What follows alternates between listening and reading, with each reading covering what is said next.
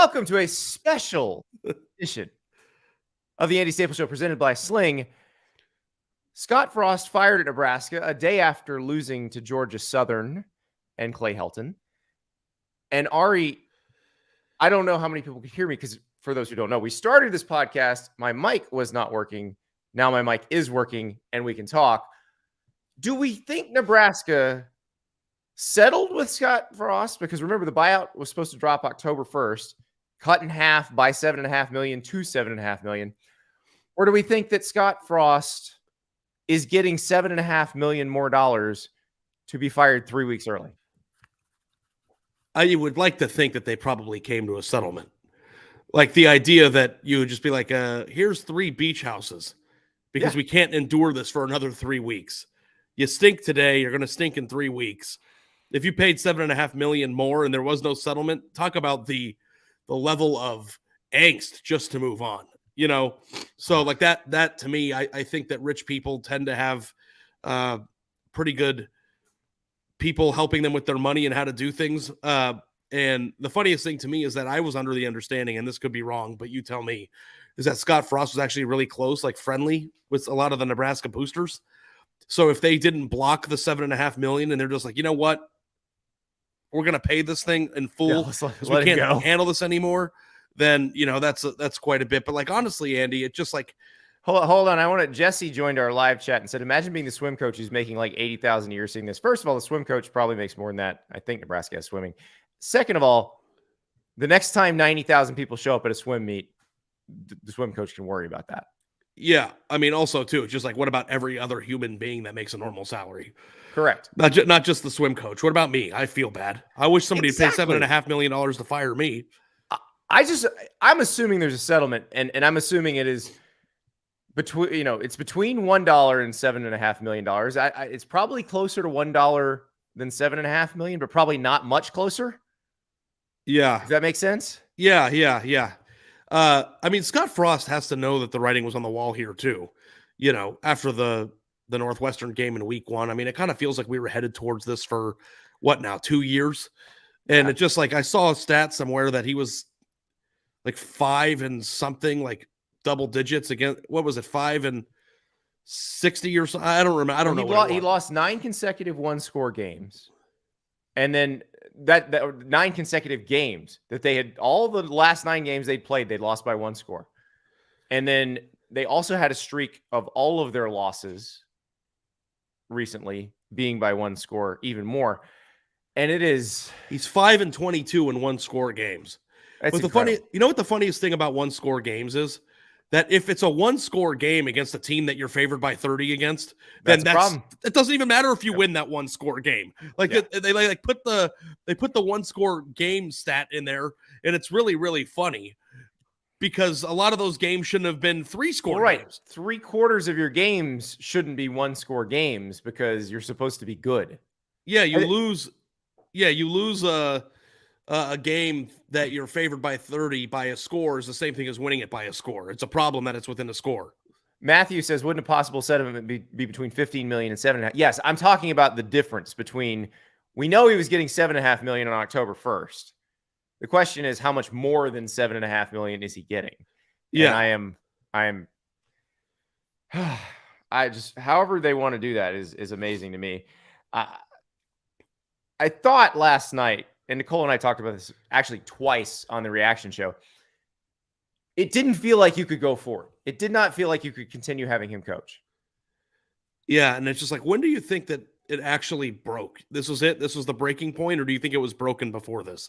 I think they knew they were going to have to fire him probably after the Northwestern game. And I imagine sitting there, as they sat there and watched Duke beat Northwestern yesterday, they thought, what the heck? And then Georgia Southern came in and looked like, well, 2005 USC or, some incredible offense. And I'm amazed that this has happened so quickly. And Trev Alberts, the IED, did tell Mitch Sherman when they talked months ago, this doesn't work very often. Like, I think we saw Jim Harbaugh do it last year, and now we're assuming that this can happen every time. This usually doesn't work when you give the coach an extra year. Yeah. I mean, and Jim Harbaugh did it by taking half the salary too. Like there was a caveat there too, where it was just kind of like, we're going to give you another shot, but there's going to be some consequences for it. And then he earned his whole salary back and more. So, to me, it's just like the other question I want to know if you think it works is the whole, native son returns home to program that he played for and was successful as a player. Is that something that we want to veer away from now? Or I think it doesn't matter. It is a completely negligible stat. I actually put this in a mailbag column a couple of weeks ago. So Stephen Prather at Sports Source Analytics, I remember one of our first conversations was about that. And he'd said, I don't understand why everybody's so worried about hiring an alum, because every time there's a coaching search, some alum's name pops up. And he's like, if you look at the numbers, it is completely negligible. It is neither positive nor negative. It affects it in no way. It just feels good on the press conference. It feels good for the fans, but it's not. I mean, I almost want to know if you think it's worth avoiding. I don't think it's worth avoiding. I think it produces pressure for sure, but there is, an advantage of the person understanding the culture and knowing the politics of the place. So again, it's a wash. Just hire someone you think can do the job. Now, that's what makes this one so weird. Scott Frost was coming off an undefeated season at UCF, and yes, he inherited a very good roster. That this was a group that they'd gone to Ophir the year before he got there. But George O'Leary had recruited great players. They basically just mutinied on George O'Leary, and that's why they had such a bad season. And so he was out. Frost comes in, and Frost and his staff did a really good job figuring out what they had and placing them in positions to be successful. And they went and got Mackenzie Milton out of Hawaii. And so they deserve all the credit for everything that happened at UCF. And nobody thought this wouldn't work.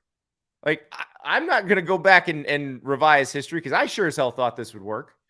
Yeah, no, for sure. And of all the slam dunk hires in college football that were like out of the water, was it Urban Meyer to Ohio State was one, Jim Harbaugh to Michigan's the other one, and Scott Frost. I think those are the three. Are there other ones in this category of person from that university or roots to the state returns back and is in a can't miss situation? Because like this is a huge, huge loss. And like the question now that I have more than anything, and I think we're going to talk about replacements Kirby here on the Smart show. to Georgia. Kirby Smart to Georgia is a good one. Is Nebraska the problem? Maybe. It's quite possible Nebraska's the problem. I mean, nobody's been able to win there. And Bo Pelini won, but not to their satisfaction. I think they'd probably give anything for those records now. They just didn't like dealing with Bo. But I think it's possible to win there. I don't think it's impossible. They have it's resources. Certainly possible to duplicate what Bo Pelini did. Yes, which I think now they'd take, especially since just with somebody nicer. You look at Iowa, and I mean, unless Kirk Ferentz suddenly decides that he's going to fire his son, they're going to keep getting worse. So yeah, this is the time if you're going to jump in. If something happens at Louisville, I don't know if it will or not. They won at UCF tonight, but then you worry about Jeff Brom leaving Purdue at that point. There's all kinds of stuff where that side of the league. Now, I say that side of the league, divisions may be gone in a couple of years, so it may not matter. But yeah, there are a lot of people who could go to Nebraska and win. Do we want to make a list? Do we want to start making a list right now? We can make a list. Sure. Let's do it. Okay. I'm going to just because I want to get this out of the way, because we'll have the people who say they need to go back to the option. Jeff Monken and Army. That's one. He's done a great job, great program builder, runs the option. I don't think that's who they would go for. Who thinks that? That they should run the option? There's still people that want to see him run the option. If they ran the option and I were a Nebraska fan, that would be the worst thing in the world. I feel like the option is What if it was a triple option-based offense that was super exciting and the quarterback averaged like 11 yards to throw in it, and quarterbacks love to play in it? I mean, I guess like there are a lot of options or offenses that are out of the spread that are basically the option. But I mean, so like, I mean, especially in the world of RPA now, like I think that word is kind of something that you could apply to a lot of different offenses. The thing that I don't know of is like the option type service academy option, or the option that Georgia Tech ran for so many years. Like, I feel like that is an admission that you can't win in formation form. Well, and also they might be trying to legislate it out of the game. So they keep making rules about blocking below the waist. As soon as they say you can't block below the waist in the tackle box, that offense disappears. So I just wanted to say that and get it out of the way. Let's move on to some other folks. I hate that. I don't know. What's your stance on that? I like the triple option as an offense. I think it's fun to watch for me. But if you didn't play offensive line, I can't imagine you like it. So I mean, I don't know. I just feel like that's not the way. Like, even if Nebraska got back to 9-3 in that offense, do you think they would take 9-3 with that offense? I think they'd take 9-3 with anything now. You think? I don't know. I just feel like there's a certain level of just like that's the height of anything that you could be, and that is just not the way I would want to go. Well, and let's remember, when they were at their most dominant, they weren't really a pure triple option team. They diabolically used the triple option as their play action, so Tommy Frazier could throw. Yeah, it was actually a really cool offense. So here's some other folks. And I know the Iowa State fans are going to get mad, but I'm going to say it anyway. Matt Campbell, because especially now, given the disparity in money between the Big Ten and the Big 12, this seems like a place for, and Iowa State is a much tougher job than Nebraska. And he's worked miracles there. Yeah. Also, same general location in terms of recruiting footprint. You're recruiting exactly the same players. That would be my slam dunk next. Now, the question that I have is, would he take it? I don't know. Would you even think that's an improvement of a job? Yes. You think going there is an improvement to the situation that he's got there? Think about it. Big Ten, Ari. And okay, well, the financial stuff. Okay, I mean, I guess you got to think about it differently. But I mean, I just kind of like wonder, like, if you think about it in the Mark Stoops way of looking at it. Oh, well, would that be a better job? Glad you mentioned that name. Yeah. Mark Stoops is in the SEC, so the money piece of it probably doesn't matter. It's a bigger name than Kentucky. It is probably not as far down the food chain if you get it rolling as Kentucky. Because remember, no matter what you do at Kentucky, Kirby Smart is always at Georgia. Nick Saban is at Alabama. Why would you create a headache? It's like feeling perfectly fine and then banging your head against the wall. Agreed. And that's why if I'm Mark Stoops, I don't leave Lexington unless it is a place where I am positive I can win the national championship. The funniest thing about it, too, is that Mark Stoops would leave a very well-paying job with a really sexy buyout to go to a place in order to build it to what he has already built there. Correct. Why would you do that? Kentucky. And I don't know if the ceiling at Nebraska is high enough to justify. Especially if divisions go away. If you think that playing in the Georgia. Hold on. Let's yell at John real quick. Here's what John Hopkins said. John, I don't know if John Hopkins went to Johns Hopkins because I'll just read it. Matt Campbell is Sloan Kettering. Matt Campbell is perpetually overrated. A guy hasn't won more than 9 games, and hear writers talking about him. You think he's regularly winning the Big 12? He's at Iowa State. Do you understand how bad Iowa State was forever? Context. It's important. It really is. Nobody thinks that he's Vince Lombardi or something, but of course he deserves some sort of credit for doing what he's done at a place that has perpetually lost the entire existence of the program. Here we go. Bill Cody, the Tennessee coach, Josh Heupel. No, he's already got the same job. Yeah, I was going to say, what's the difference in jobs there? I don't know. But it's funny because you were talking about Mark Stoops. If he goes to the Big Ten and the Big Ten scraps divisions, that if you're running away from Georgia, then you're going to run into 3 other teams that you don't want to play every year too. Yeah, but I still think that it's not so much the Georgia, because Ohio State's the Georgia or the Alabama. But remember, Georgia's always going to be good and Alabama's always going to be good. But there are going to be years when LSU is national championship caliber. There are going to be years when Florida's really good. There are going to be years when Auburn's really good. There might be years when Tennessee's escape really the good. SEC in order to build a 9-3 program. Yeah, it's just deeper. But again, I don't think Mark Stoops takes that. I think the only way he'd leave is for something that would allow him a real shot at a national championship. Yeah. How about Lance Leipold at Kansas? I mean, working miracles. What do we think already? If they lost every game for the rest of the year, is it already a win? The over-under for the year was 3 wins, but they just beat West Virginia on Saturday night. I think it was 2, wasn't it 2.5? It's 2.5. So they got to win one more game, and then I know they have one more potentially. You were Mr. How are they going to win 3 games in the Big 12 this year? Yeah. Are they going to win 3 games in the Big 12 this year? Stuart Mandel may have spoken that into existence. I He's a witch. Certainly didn't think so, but he's a witch. Maybe now you've got Kansas plays Houston next. That's going to be a tough one for the Jayhawks. They play Duke after that. Duke also 2-0 in Mike Elko's first year. Woo. Yeah.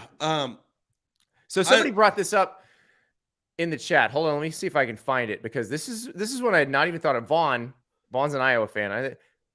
Dana Holgerson. He's about to go into the Big 12.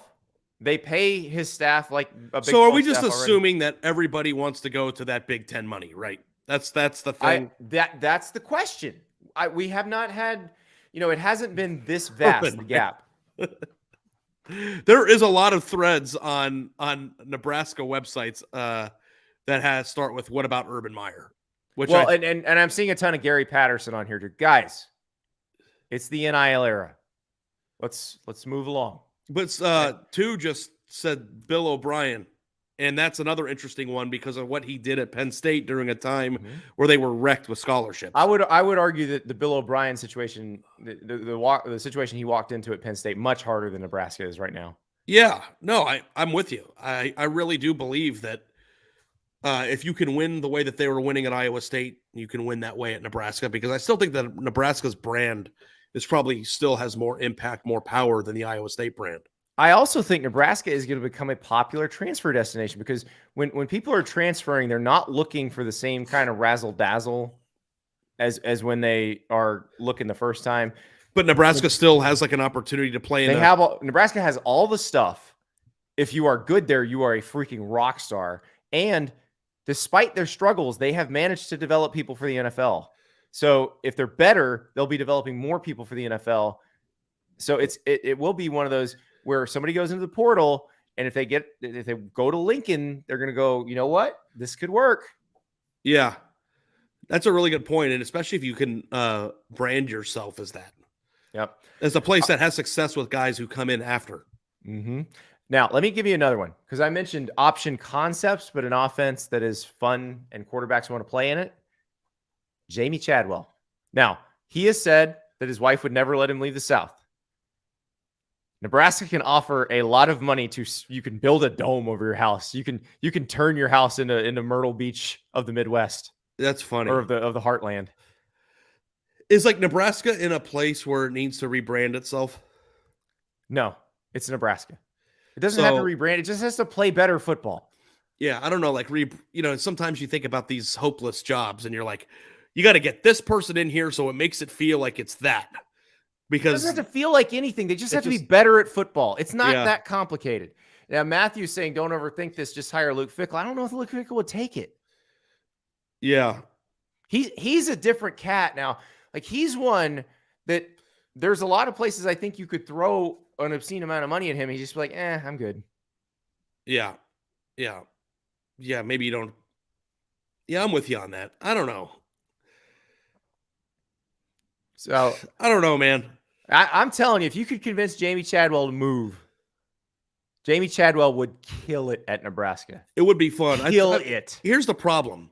I think that a lot of the people that were on this list, you see the Luke Fickells, the Dave Arandas, Dave Aranda's another one that doesn't feel like he'd move for just anything. These guys are all in a position where they've already done enough at their current position that their next job should be bigger than this.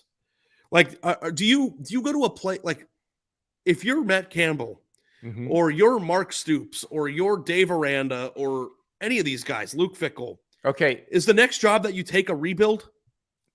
You got to decide though if you're those guys. So what? It's interesting because now Aranda's a different story because he's geographically different and just sort of his history is kind of everywhere. But like Fickell, Campbell, I think we're assuming that if they ever left where they are, and they are both, I would consider very difficult to move. and Mark Stoops, who we consider extremely difficult to move, that we're talking about probably a similar set of schools.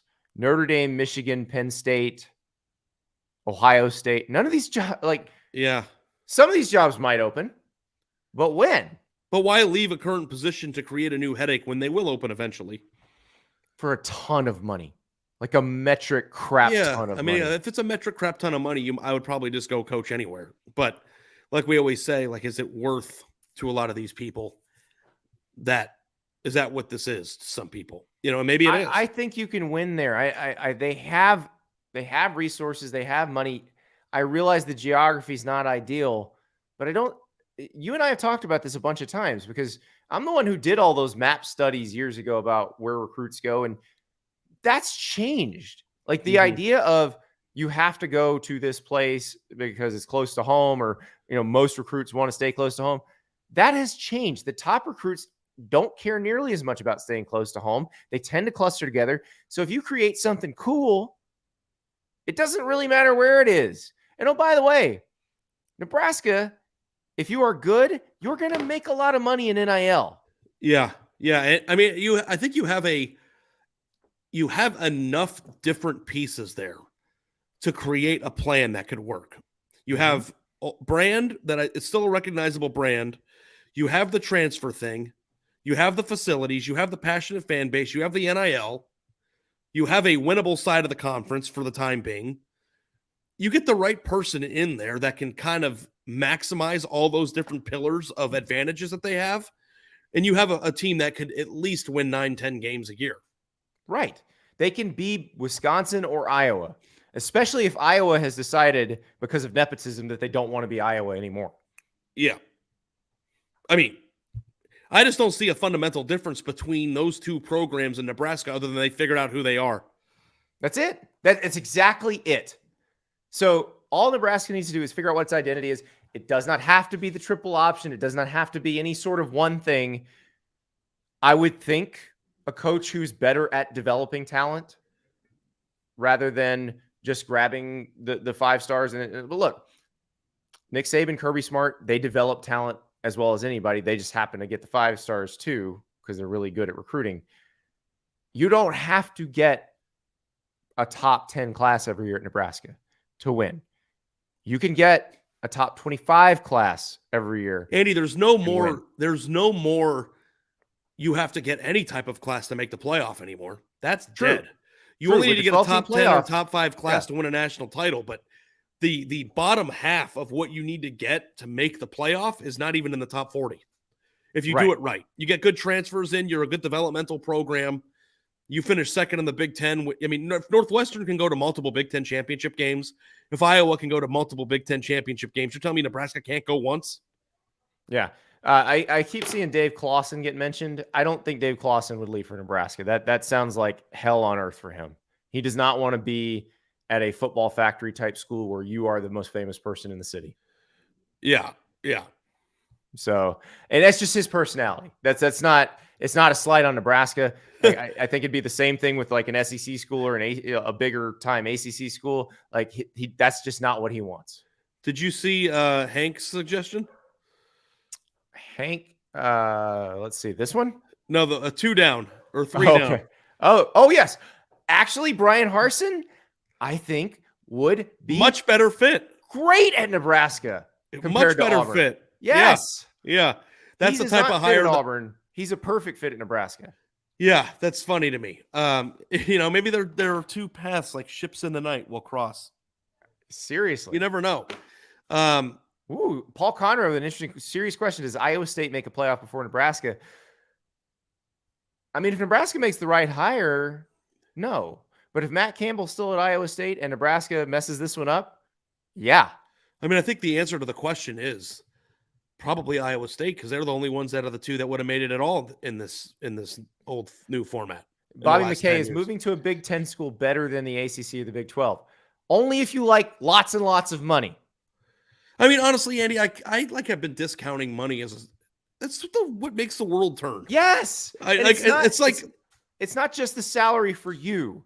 Like let's think back to when Mel Tucker got hired by Michigan State away from Colorado. They offered him a bunch of money. He turned it down. They came back and they're like, here's some more for you. And oh, by the way, we will double your assistant coach salary pool. Double. Like, that means something. Like, to be able to reward your guys, to be able to keep your guys, it means a lot. And that's the advantage that those Big Ten and SEC schools are going to have going forward.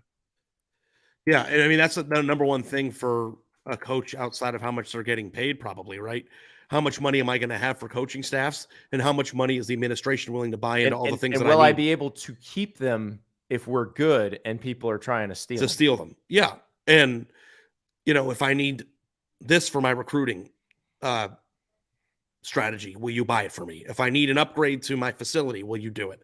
How many questions are you going to ask me every time I tell you I need something? And when you make a ton of money in the television contracts, you're less likely to encounter those problems. So what they can do if they want to. Now, Philip Daniels with Pete Golding, the DC at Alabama, that's an interesting choice too. I think, you don't know when you're hiring a Saban assistant. We talked about this on the pod last week, like how much of the Saban system are you actually getting? But Pete Golding has done a very good job there and does seem to be kind of next in line for that bunch.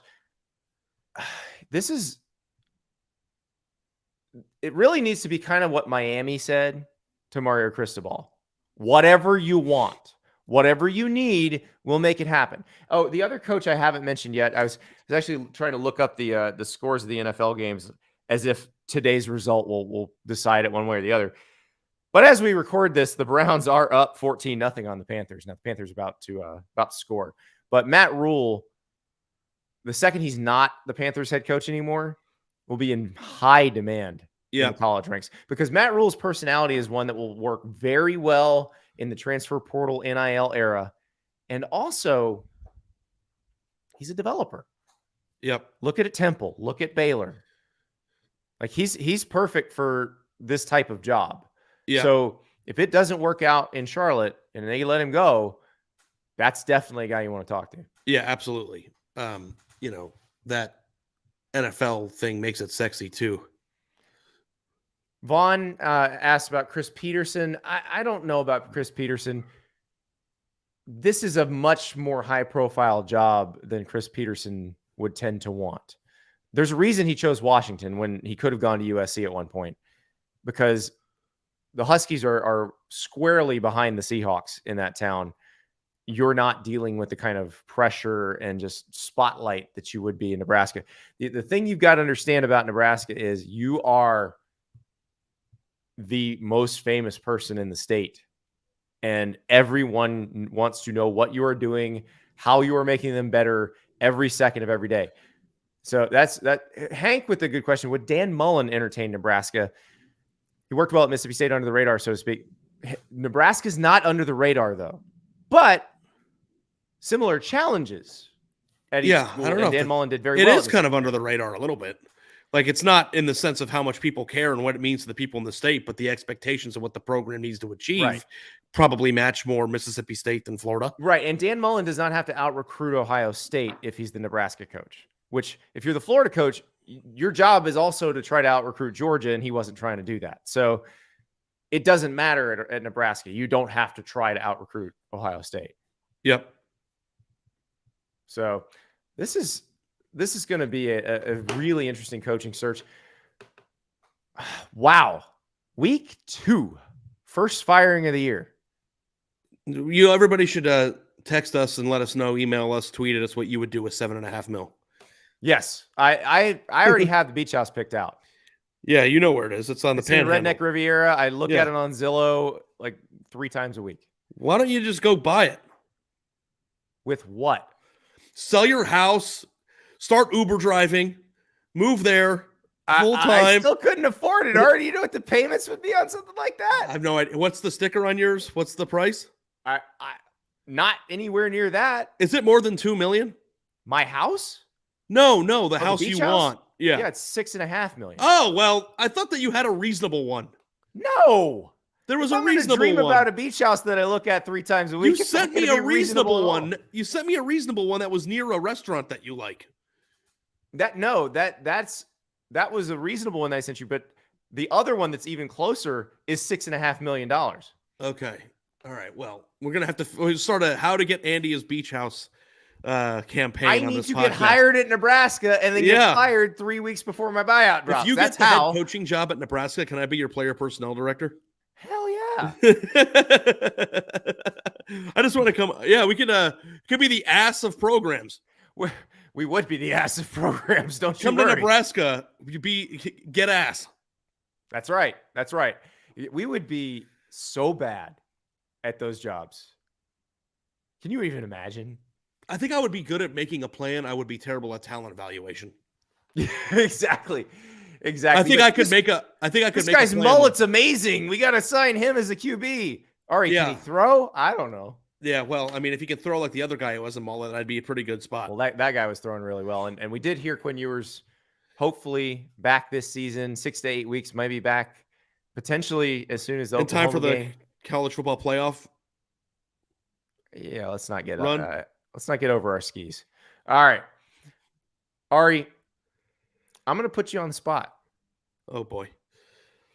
On December 1st, Nebraska's head football coach is?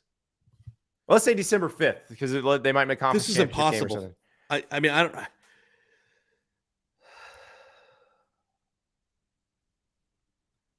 don't know, man. I'm sorry. I don't know. I don't either because the dynamic, like I think about all the people we named, but the dynamics are very interesting because the people who would fit the best, like your Matt Campbells, your Luke Fickles, are also the people who are not apt to move quickly and are not apt to chase the money. You know who I almost said is Lance Leipold. But if I say that, is the Kansas job Kentucky on steroids? No. Like if you win 5 games a year, no, you don't get paid as much, right? So that's the deal. No. I'm just trying to say, like, what is the bar to be the Kansas, just to ride off into the sunset, collecting big fat checks and never having a single day of stress in your life? There's not one. All of these jobs are incredibly stressful. That's the whole point. That's what the money's for. I feel like Kansas would be the least stressful job there is, because nobody even assumes you can win a single game ever. I'm guessing if we had Lance Leipold on the show, he would tell us it's extremely stressful. No, I know he's a good guy, but I was trying to get you to come along with me about what we say about Kentucky. I understand where you're going with that. Where if you win 8 games, they build a statue of you. That's not Nebraska. Not even 8. Never going to be Nebraska. No, I'm talking about Kansas. Oh, I get you. I understand. I think getting Kansas to that point would require a miracle, and you would get hired away by someone who would pay you a lot more money. Yeah. I mean, I guess it's like the whole conference money realignment stuff. I get it. But in Kentucky's in the SEC, and the money's already there. But I was just trying to think of, like, if I could lay back in the sun, win 3 or 4 games in a year, not worry about getting fired, build something. It wouldn't be that bad of an existence. Columbia, maybe? But I don't know. I'm not sure you're getting paid enough to live in NYC. Yeah. Listen, this is going to be, okay, here's one. Would Lane Kiffin go there? They got more money than Ole Miss. Maybe. You could have the same model that you have at Ole Miss at Nebraska. Because Ole Miss is a big transfer destination. Because Lane's made it that way. Yeah. I could see that. If they back up the Brinks truck. Which they can. All right, this coaching search is going to be spicy. Yeah, I mean, honestly, we just named like 15 guys. We did. And a lot of them sound semi-realistic. So I don't know if this carousel is going to be as active as last year's, but my guess is with all this new money flowing in, especially the Big Ten and the SEC, people are going to get antsy. People are going to be like, we can do better. We've got a fortune. We're sitting on a pile. Let's go. But it is, it's week 2, and we're already talking about an opening. This college football season continues to be bananas. And we'll talk to you later.